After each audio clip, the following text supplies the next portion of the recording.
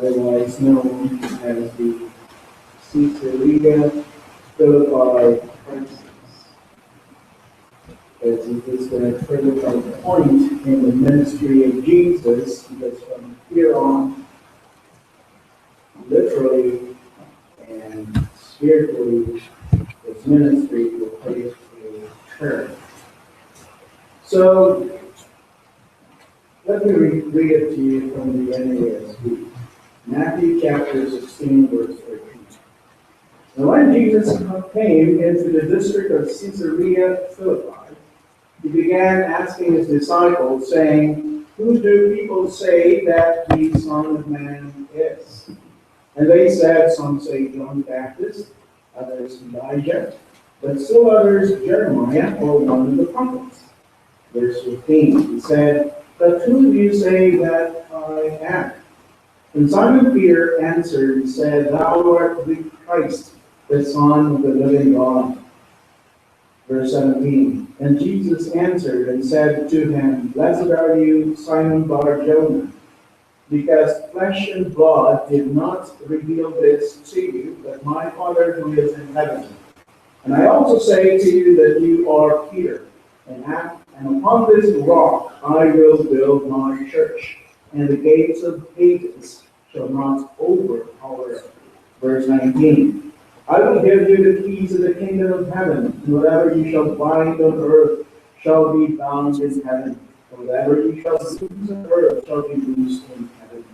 Then he warned the disciples that they should not tell no one that he was the Christ. Verse 21.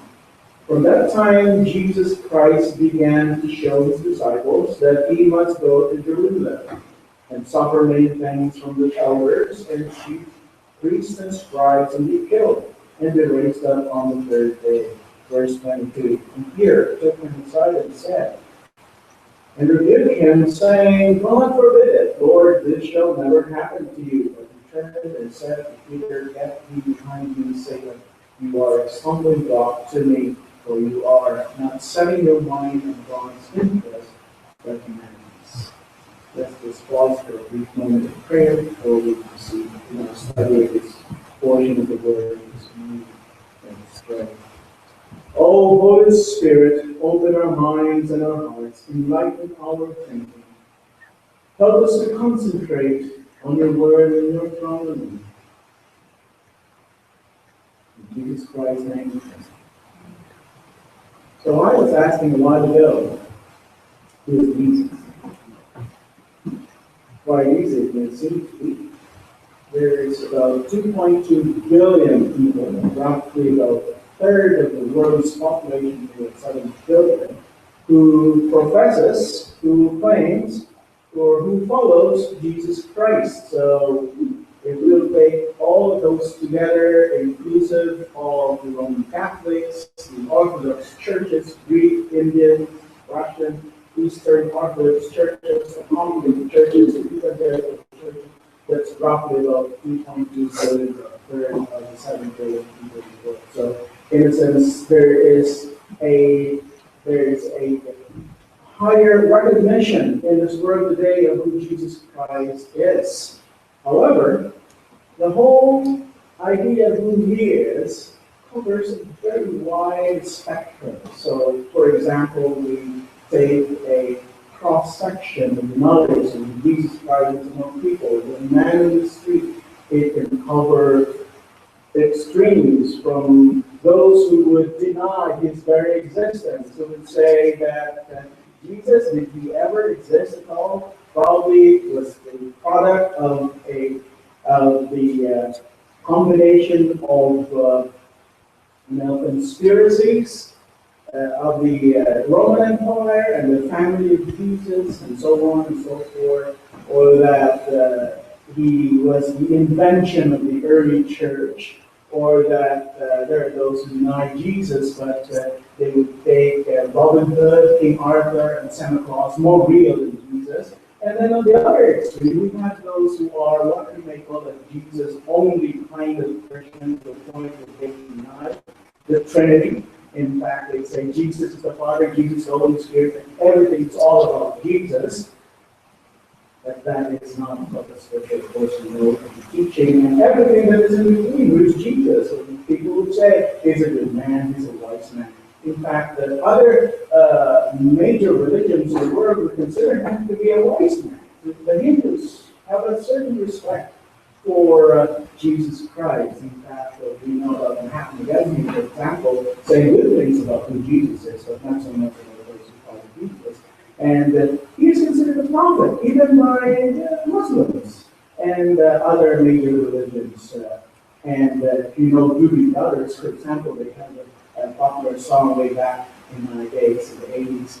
Jesus is done all right with me, he's my friend. And for others, Jesus is heavenly waiter. That snap of a finger, we want Jesus to deliver whatever we want to be delivered in front of us in our table. It's a cool loaf or a cool to it. He is a miracle worker and everything in between. So who is Jesus exactly? In a sense, the opinion of man as to who Jesus is, in a sense, hasn't changed at all since the time of Caesarea Philippi.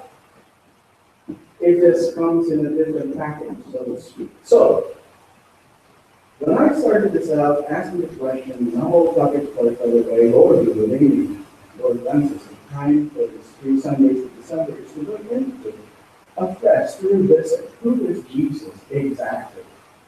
Because I'm pretty sure, as I'm saying this, I don't really want to preach to the choir because I presume, and it's safe to do so, that each one of us here in the sanctuary has an idea who is Jesus. But then, can we really say that we really know him very intimately enough? And are we very sure exactly that we know everything about his teachings on spirituality, on morality, on ethics? Can we say that we really know him enough to give up everything for him, for his service, for his Lord? Can we really say that we know enough of him, that we don't need to know any more of him, his character, and his work? You see, the thing is, if our answer to that is yes, then I think it's but fair to say that there's no longer a need to listen to any more sermons or preachings on Jesus. However, if your answer is a no or a maybe, then I would invite you to join me as we seek to find answers to our question this month, who is Jesus? See, there's a big difference of knowing and knowing. I know Justin Trudeau, but how much really is my knowledge? Is it enough? Well, if you ask me more than that he is the Prime Minister, I would be stumped. I don't know him. So there's a difference between those two things. Knowing intimately, knowing like knowledge. So our faith needs for us to have a knowledge, the true knowledge of the God. Because our spirituality hangs in the balance on the foundation of a true knowledge of God. We know, for example, in the history of Israel,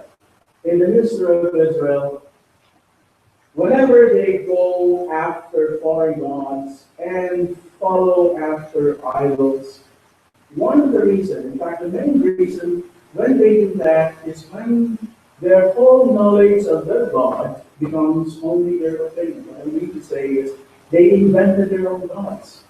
And this has caused the downfall of the people of God in the Old Testament.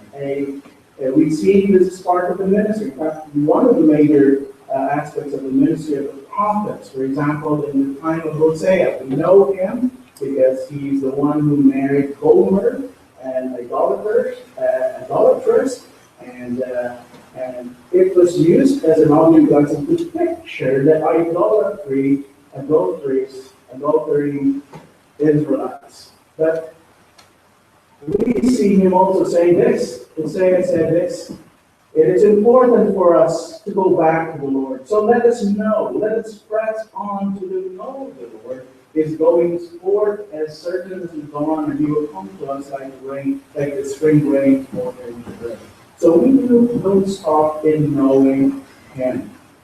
So let's just go go back to the passage we read a while ago, and we'll start from there. Because in essence, the question we want to ask today is the very same question that the Lord Jesus Christ has asked, and perhaps is even asking until today.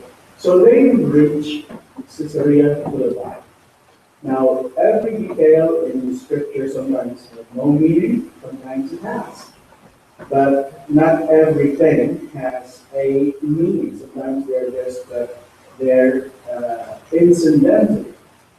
However, we see that when the mention of Caesarea Philippi was part of the narrative, there's a reason for that. Where is Caesarea Philippi, for example? The northernmost part of the ancient Israel boundaries. So what does it mean? Well, it tells us that Jesus Christ and his disciples have already traveled far, even north of Galilee. That's their center of days of ministry. So what that means to us that at this point in time in the ministry of Jesus, in fact, Jesus has already covered a lot of ground, in fact, almost the entire country. So whatever he asked his disciples about who he is would involve, so to speak, a large sample size. In the theory of sampling, if your sampling size is bigger, the level of confidence is higher. So the bigger the sample size, whatever information you want to get from it, the level of confidence will be higher. So in a sense, the opinion that was expressed by those who said Jesus is so and so is not just representative of a small section. In fact, it would have covered the entire country itself. So at Caesarea Philippi, we would see that Jesus' popularity was at its peak. Because before what happened in Caesarea Philippi, they started from way down south, going up north, and Jesus was doing all of those fantastic miracles of multiplying bread and all of this wondrous things and teaching. So, and they have reached Caesarea Philippi, the northernmost part. And from that time on, the direction now was heading down south to Jerusalem. So Jesus was asking this crucial question because from that point onward, their whole knowledge of who Jesus is will be impacted by the events that would have to follow after that. So we have to ask the question, why did Jesus ask the question in the first place? Was Jesus looking for self-validation? Was he, as some liberals would say, was an unsure or an accidental hero? Was he asking the question to his disciples because he wasn't sure, was he effective in his communicating the gospel? Did they really understood who I was? And was he asking the question because he would like to take a survey or a poll to check out what strategies he has to modify in his ministry so that they will be more convinced of who he is? Is he asking the question because he's interested to know the cause of people, if they have a right opinion of who he is? Well, why would Jesus ask the question, who am I? Who is the Son of Man is? Well, first of all, the information was not for Jesus' benefit. Because why would Jesus, who is God himself, interested in something that he knows already beforehand? He's God. He knows everything. He knows your heart and my heart. He knows where the people were at in terms of their perception of his person and ministry. So why would he be interested in asking them? In fact, he could have informed Peter, Peter, I am God, I know the hearts of his people, and I will tell you where they stand in terms of their knowledge of who I am. He still asked the question. So it was not for his sake, it was for the sake of the disciples. Now, by the way, it was Peter who answered, but when Jesus asked the question, he addressed in the second person plural, means say, you disciples. He's not only talking to one. Apparently, we know Peter to be one who is fast on his lips. He's the first one always to speak out. So he became the natural spokesperson for the entire group. So in essence, his confession is in fact the confession also the rest of the group. So it was for the benefit of the disciples.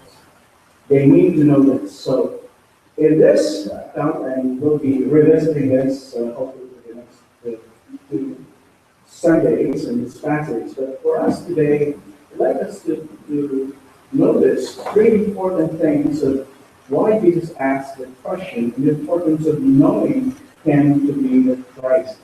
Because, you see, a confession of Christ is not the same as a knowledge of Christ. Knowing Jesus as Christ, being the Son of God, let me say this, is not good enough. That's why Jesus has to ask his disciples, who do you think? And by the way, we're using King James and New King James. The translative I am, or a me, is translated. But in the newer English translation, it just says, who do you think the Son of Man is? The I am is left out. I am is there in the original. So Jesus is actually giving away the answer already. Who do you think I am the Son of Man? Is that a question or a statement? So, a confession of Christ is not the same as knowing Christ, because true knowledge of Christ should lead to a true confession. Now, why do we say that? Why do we say that? Well, in case we don't know that yet, but let me tell you, the demons and the devils and the evil spirit has a better Christology, perhaps, than some of us. Why do I say that? Matthew chapter 16, Matthew chapter 8, 28 to 29. When he arrived at the other side, in the region of the Gadarenes, one or two demon-possessed men coming from the tombs met him. They were so violent that no one could pass that way. What do you want with us, Son of God? These are demons. They have a Christology better than 2/3 of the world. Another place, in a synagogue, just then a man in their synagogue who was possessed by an evil spirit cried out, "What do you want with us, Jesus of Nazareth? Have you come to destroy us? I know who you are, the Holy One of God." So isn't it a shame for those who have very little knowledge of Jesus, or in fact have their own opinion of Jesus, and not to mention those who deny Jesus altogether, that in fact the Christology, the Christological doctrine of demons are better than that. Another place. Whenever the evil spirits saw him, they fell down before him and cried out, "You are the Son of God." What is this telling us now? Not everyone who say, "Lord, Lord," shall enter into the kingdom of heaven. So if I may go back to the 2.2 billion people, exactly how many of the 2.2 billion people have a better Christology than the demons? You see, we are living in a culture of non-aggression, off limits to individuals' spaces and all those things. That there's no area for absolutism. But Christianity is all about absolutes. Passwords. Well, most of us here are probably more or less technologically knowledgeable. Passwords are case and character sensitive. If you put in a password that is correct in everything, but there's one character that is not the same case, it won't work. We call that precision. Precision. Knowing Christ, we need to be precise. I think I told you the story of Richard Rogers, one of the great preachers of the 17th century of England. He had a good friend, Lord Baron or something, I don't remember his name, but he said he had high words or high regard for the Puritans. He said, I like you and your men, only that you are too precise. Richard Rogers answered them and said, ah, my dear sir, but my God is a precise God, and you serve a precise God. So it's not just about saying that I know who Jesus is, it's good enough for it. No. Whatever we hold in terms of who Jesus Christ is in our head must pass the scrutiny of Scripture. Why was it important for Jesus to ask this question? Exactly the point, because from that point onward, their faith will be tested in such a way that they can actually apostatize or walk away from Jesus, which actually Jesus did. So, the Jews, when they answered, what were the answer? They answered this way. Some say John the Baptist, others say Elijah, and others still say Jeremiah or one of the prophets. Okay, when they answered that, perhaps we're saying, oh, how stupid Jews. No, actually, they were learned in the Old Testament. Because if we look at how they answered, we see that they were answering on the basis not of an ignorance of Scripture, but of a knowledge of Scripture. Because when they alluded to John the Baptist, they already know that the whole ministry of prophecy is handed on down, passed on by way of the spirit of prophecy through men who are prophets. Prophets hand down the ministry to incoming younger generation prophets and so on and so forth. So they were actually just basing their answer on their own theology. That since John the Baptist has died, his spirit of prophecy has not been passed on to Jesus. How about Elijah? Well, their reference to Elijah is also based on the Old Testament. Let's look at Malachi chapter 4 and verse 5. Behold, I am going to send you Elijah the prophet before the coming of the great and terrible day of the Lord. So, when were these words said? This is the last prophet of the, well, some say John the Baptist is the last prophet of the Old Testament, or the bridge prophet of the Old and New. But anyway, Malachi, that is the last book in the Old Testament. And he said something like this. He prophesied that there is someone who is in Elijah. So when Jesus asked the question to the disciples, who do people say I am? The people were actually quoting their whole reference to the Old Testament. And also because the miracle works of Elijah more or less mirrors or parallels that of Jesus. So in a sense, they were not just simply answering the question out of the blue. They were basing it on the Scriptures. But, thank God, it is not enough. Even Jeremiah is mentioned because Jeremiah also mirrors the ministry of Jesus. When Jeremiah looked at Jerusalem, and just before the downfall of Jerusalem, he cried out all the woes, mirrors Jesus crying out his woes to Jerusalem. So, even that, we know that it is not good enough. It is not good enough. It's not good enough to have a knowledge of Jesus. Because the question to the disciples was not just, who is Jesus, but who is Jesus to you? Now I'm asking the question about their opinion. Now I'm asking you, who do you think I am to you? And so, It is most important. Jesus is laying down the framework for what is involved in knowing Him. Knowing Him is not enough. Knowing must lead to a true confession. Confession that involves to take a stand with and for Christ. This is a true act of faith, because salvation, Christianity, is a confessed faith.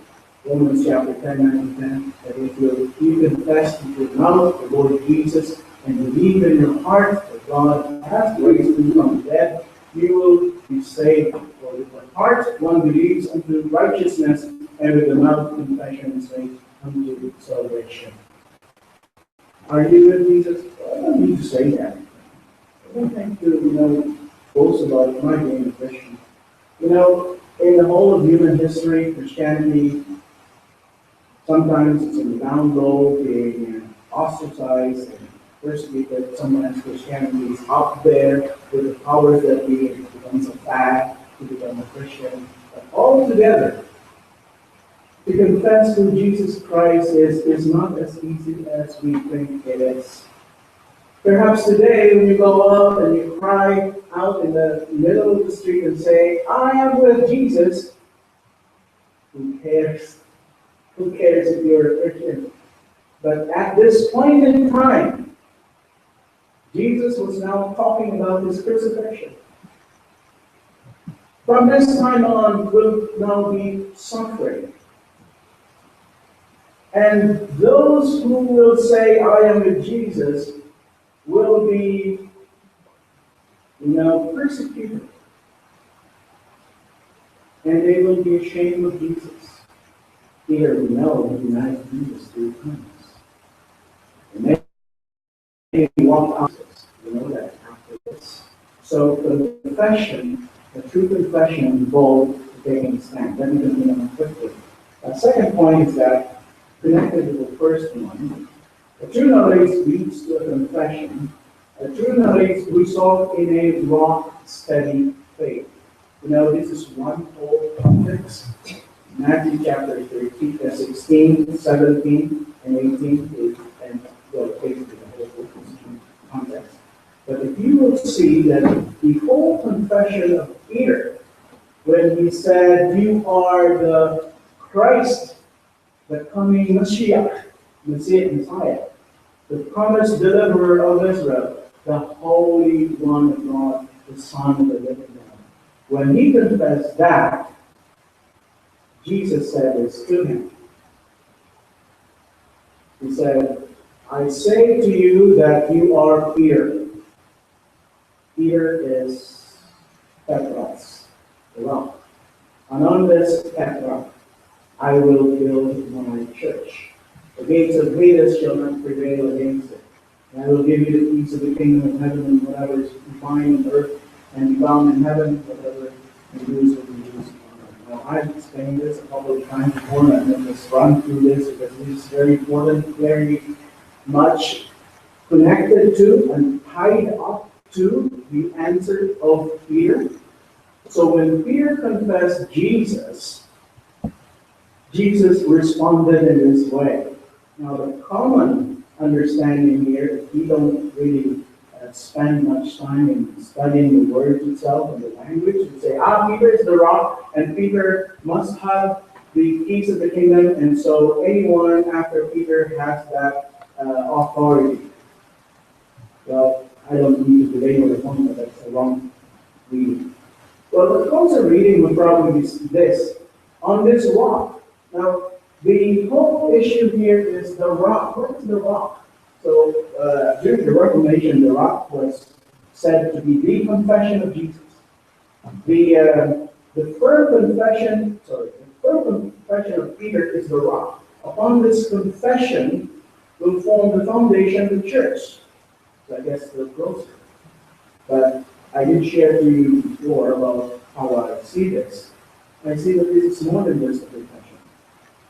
Because we have to tie up the whole idea. Why did Jesus in the first place say, you are Peter? Now, the word Peter is not the the name of Simon when he was born. It wasn't the name that his parents gave him at birth. You are Peter. It was Jesus' name, Peter. Because of his character that resembles a rock. Now, what does a rock remind us of? Well, not just a small piece of stone, but a rock.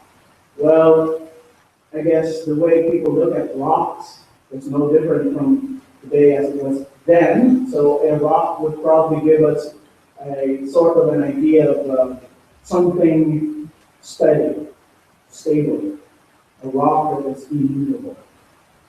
So taking that whole idea, because Peter was actually like that as a man.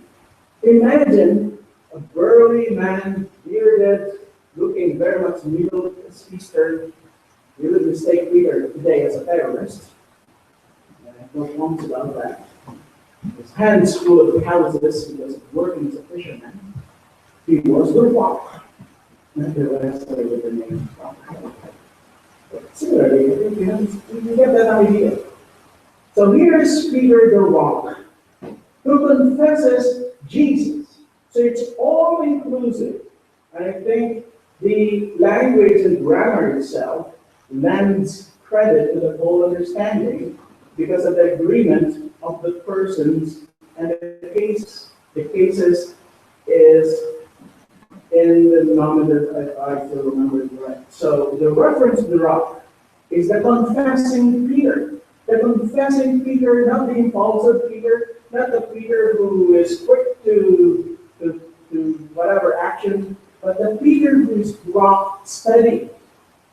It is necessary for them to confess Jesus and be rock steady from there on, because their faith will be tried in the most severe manner. From the time on, Jesus' popularity will continue to dwindle down to the point that his followers will be down to zero, because everybody ran away as soon as Jesus was crucified. Not because they denied him, but because they were so fearful and so afraid of what will happen to them, because their leader has been captured and tortured on the cross. It will be very difficult from there on. And so what is necessary is a kind of a true knowledge of who is thankfulness. And taken on and believed on with a rock steady.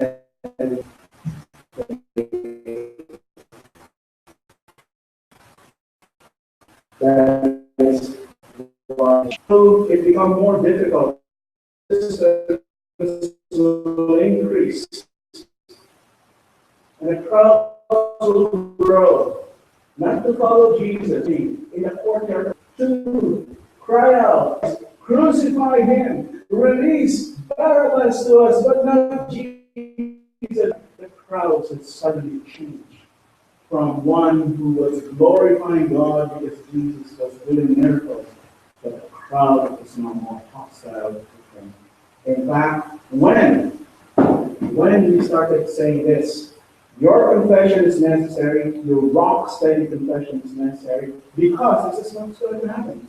This is what he said. From that time, Jesus began to show to his disciples that he must go to Jerusalem and suffer many things from the elders and the chief priests and be killed. Now, take a look at the reaction of Peter. How very ironic. 1 minute, he was very strong in the faith to confess Jesus. But then another minute, the next moment, Peter took him aside and said and rebuked him, saying, "Far be it from you, Lord, it shall not happen to you. No, you will not die. No, you will not be captured." Now, what will happen is that it will come to pass. To be the Messiah, to be a promised Messiah, he has to fulfill one thing: to deliver his people from their sin. And that can only happen at Calvary. For the devil to frustrate that would be victory for the devil. And in here, we see Jesus not rebuking Peter, but rebuking Satan. Because Satan apparently is using Peter to hinder, to block that victory ride to Jerusalem. and the victory on the cross. You are an offense to me, and you are not mindful of the things of God. Was Peter sincere? Of course he is sincere. But he can be sincerely wrong. It's very important for us to truly understand that what we hold on to who Jesus is must only always pass through the bar of Scripture. So when Jesus told Peter, he said,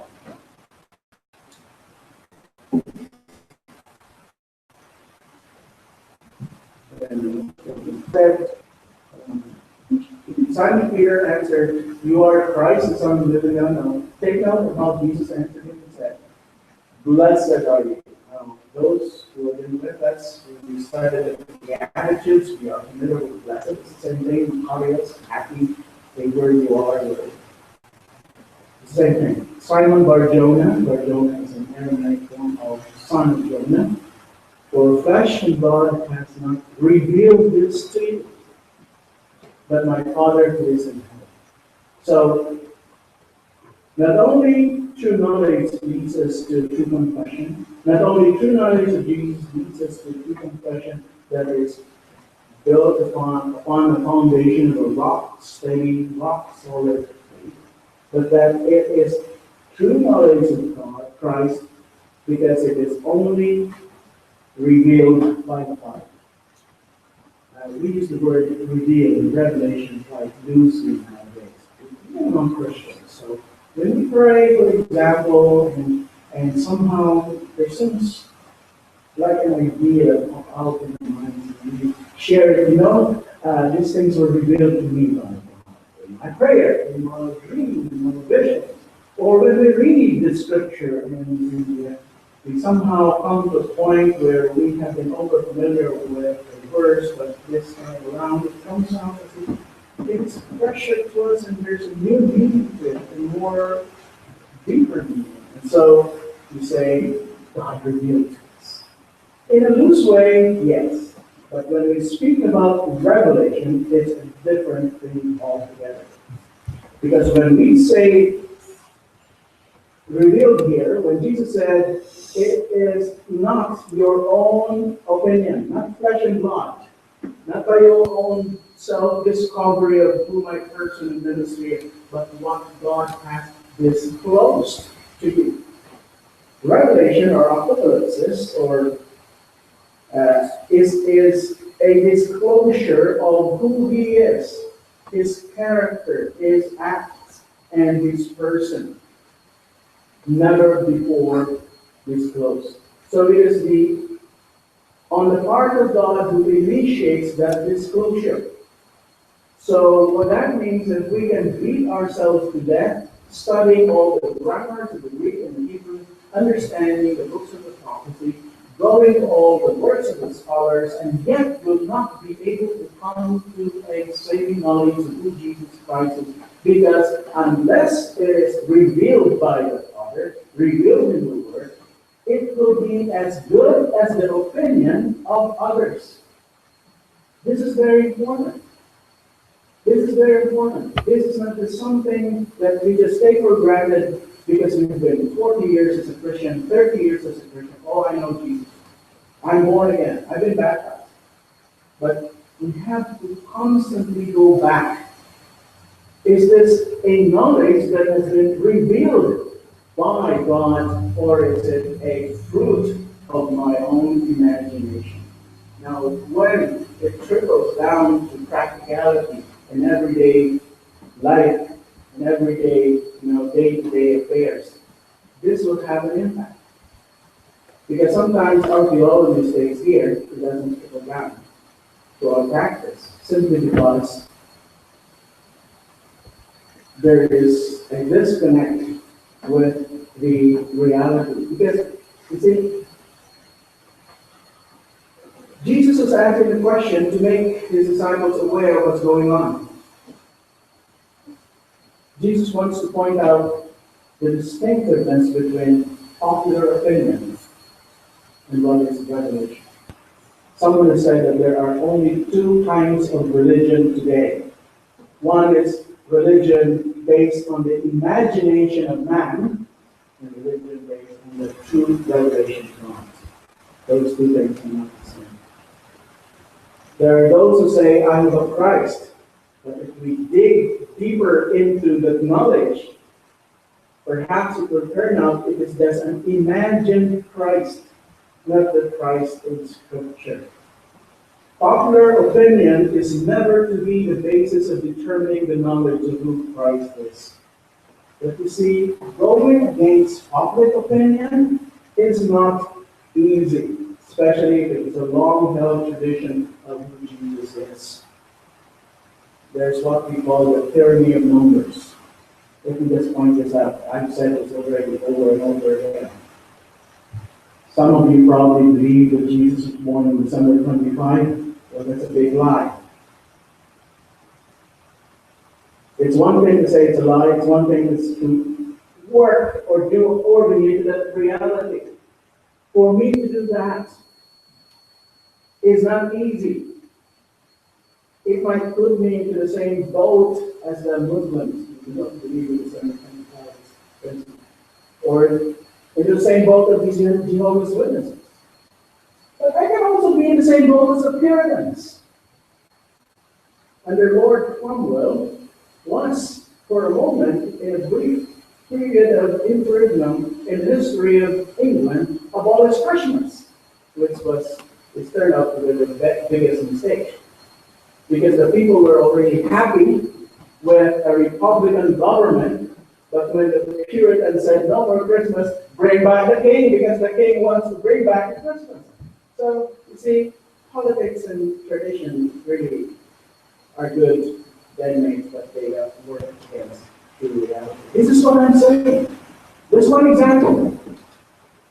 It is too difficult to say that for the first 3 centuries of Christianity, December 25 was never celebrated as Jesus' birthday. And yet we say, I know Jesus. Well, let me tell you, that's not the true knowledge of who Jesus is. There were no pictures of Jesus in the first 3 centuries. Where there was a stick figure, I think, but that's the most that there was. But next time you hear this, I'll show you some pictures of Jesus and talk more about it. But the point is this.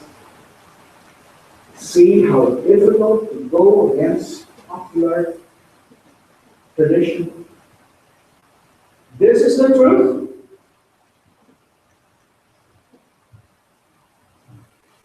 Jesus wants to ask the question because he wants to make sure his disciples don't just go along with the flow. Don't just go along with the rest of the country. Because eventually, any knowledge of Christ and who he is and what he came for can only be known by true revelation. Sometimes we may have different reactions about when we say, Jesus, I think, will agree with me like this. Can you see that in Scripture? I don't need. Jesus will understand. Come on.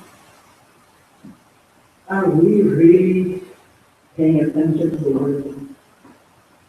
Does it square to the statement of Jesus when he said to Peter, Simon, son of Jonah, this is not your own effort come to know who I am. This knowledge can only come from the Lord. That's sort of revealed to you. See, the most that anyone can come up to a knowledge of Jesus Christ is taken as a prophet, a good man, a teacher, a man of God, but it is only by special revelation of the Father can we come to know him as the Christ, the Son of the living God. So, why was Jesus interested for them to know that he was the Christ? Because the introduction given for the Messiah to come was like 1,000 years, written by different people in different ages, that this person is coming. So when the time comes, they should have to be able to get it right. Jesus said this. You diligent study Scripture. This is the Old Testament because you think that by them you possess eternal life. These are the Scriptures that testify about me. Yet you refuse to come to me to have life. The Jews were a kind of people at the time of Jesus who were so near to God but yet too far. They were near to God by their lips and their external works of the law, but their hearts was very much far away from Him because they refused to come to Jesus to have love. Two disciples, after Jesus is risen from the dead, were walking, and they were wondering about the events that just happened, this crucifixion of Jesus, and the risen Lord walked together with the two men.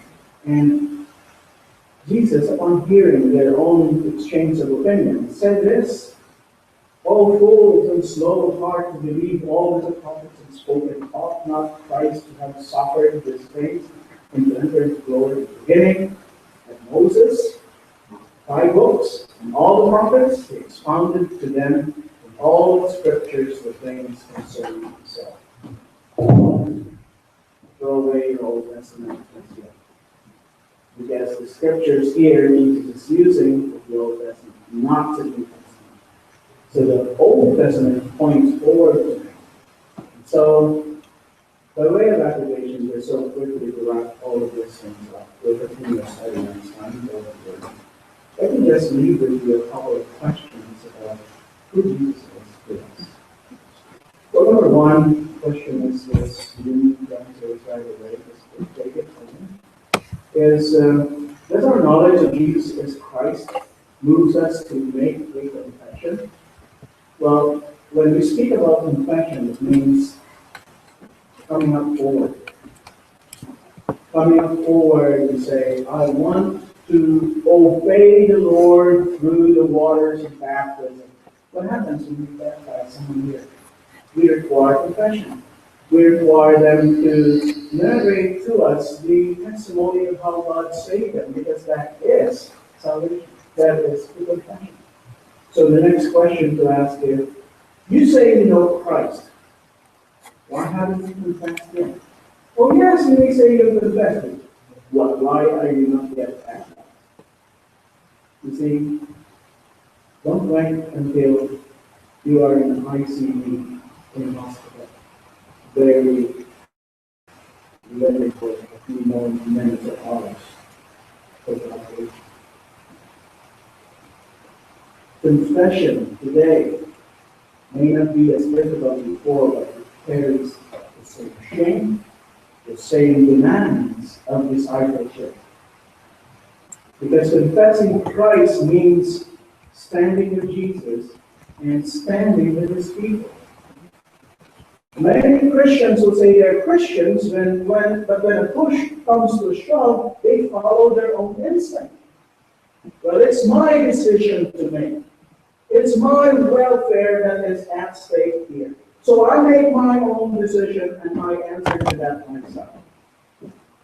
Well, you were here yesterday. We talked about koinonia. When one becomes a Christian, he no longer lives for himself, but for Christ and for His people. When one makes a confession, that translates into standing together with His people. One of the things that Jesus experienced when He finally, said something like after this confession, if you want to follow me, you have to deny yourself, forget about your ambitions, forget about your personal preferences and whatnot, forget about your own universe, of which you are the center of your universe, and then follow me. Bear your cross, deny yourself. Put me as number one in your life. That is what confession is all about. Our allegiance or loyalty is not to a man, is not to Peter and the apostles, or to whoever, the pope or the pastor. Once it becomes a man, then we have to ask honestly the question, who are you confessing? Is it the true Jesus at all? Because as far as I am convinced, my fellow members here are confessing Christ. And I would be gladly be willing to walk together with you, stand together with you for so long as we have one-mindedness in Christ as revealed in the New Testament. The first part of our church covenant speaks about a watchfulness over one another with brotherly love. And that is confessing Christ. Second is that our knowledge of Jesus results in a rock steady and strong faith that is able to withstand all the opposition against faith. Sometimes when we are compared to the postman, apparently the postman has a greater faith than we are because they deliver through rain, sun, and hail and snow. Let me tell you, if our faith is as strong enough only to the limit of 3 centimeters of snow, then we have to ask ourselves, do I really confess Christ? We had a snowstorm 2 years ago, and we had a handful here. We sang hymns. There was no electricity, no power. Well, we're back to the first century, isn't it? We didn't have electricity here. But let me tell you, and I don't like to pop up the heads of those who were here, but I was really impressed by you guys. When you showed up. Because these are the times that tells me and tells every true Christian that your confession is true because your true knowledge of God, of Christ, is based on true revelation of Scripture. When the going gets rough, when the sailing becomes unsteady, there is outbreak. That's why it is necessary for Jesus to ask, you Peter, what do you think of who I am? Based on your rock steady faith, I will build my church. Based on your rock steady faith, every Christian must build his faith on Jesus, on the rock steady faith, confessing Christ. Because the battle will be stronger, the resistance will be stronger. And our faith, we know, can be tested in so many ways. And like I said, the evil one doesn't only have a good Christological doctrine. It's very wise and scheming and knows exactly our weak spots and can make us to doubt almost many things and question our faith whether am I still really? But sometimes there are healthy doubts that makes us to grow. But sometimes they're so strong that we can really separate the true believers and who are just believers. The third question is our knowledge of Christ based on what has been revealed in the Word? Will it stand with scrutiny of Scripture that's revealed in the will of God? Or is it real or make believe? I just knew this that a couple of weeks ago.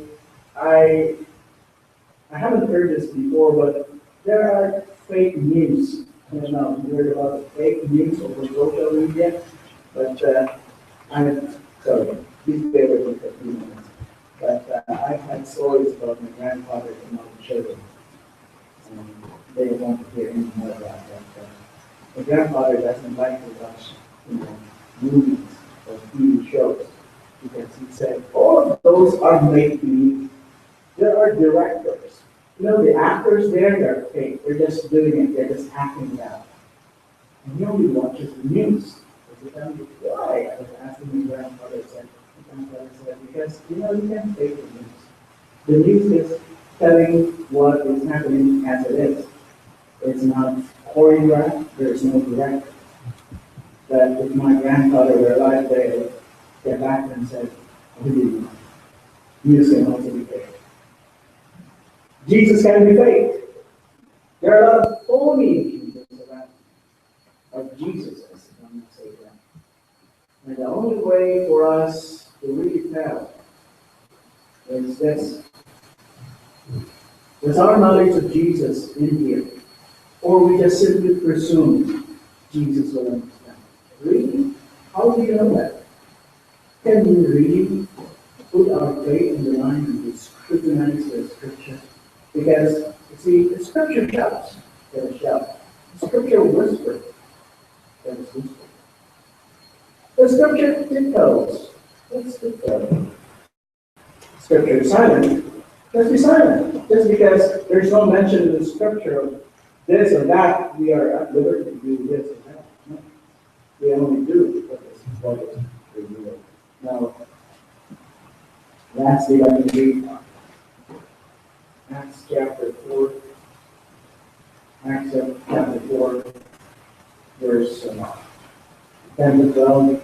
Know this, you and all the people of Israel, the preaching of Peter, it is by the name of Jesus Christ of Nazareth, whom you crucified, and whom God raised from the dead, that this man stands before you healed. He is the stone you builders rejected, which has become the capstone. Salvation is found in no one else, for there is no other name under heaven given to man by which we must be saved. Father, we thank you for your word. Forgive us, Lord, if we have ideas about who your Son, who you are, that's not based on your word. Help us, Lord, to have a true knowledge of who you are, your character, your person, your ministry. So give us a faith that acts accordingly. Give us a kind of a rock-steady faith as Peter confessed you in good days and bad days. When our faith is being tried, put in the line. Help us, Lord, to remain steady and steadfast in holding on to confession of your Son, the Lord Jesus Christ. Especially in our days in which there's so much going on around in terms of opinions and ideas, that Jesus is just one of the good men around. When in fact, you are the creator of this world. You are the only true God, the living God. And I pray even for those who haven't really made a confession at this time, that you will give them faith. That you will reveal it to them as you have revealed it to Peter. That you are the living one, and Jesus Christ is your Son. In His name. Our last hymn is not quite familiar to the song, but some of us practiced this yesterday, so just follow us. It's a promising hymn of declaring Jesus. Please stand up.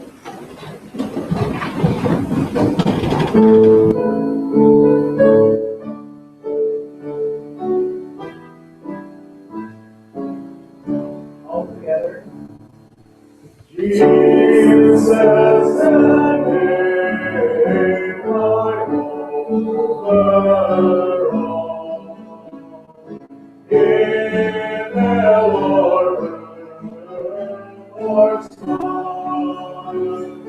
Angels and men before Him fall, and devil spirit fly, and every fear and mind. Jesus, the name to save us near. The name to save us together. It scatters golden guilty fear. It turns the hell to heaven. It turns heaven to heaven. Jesus, the prisoner's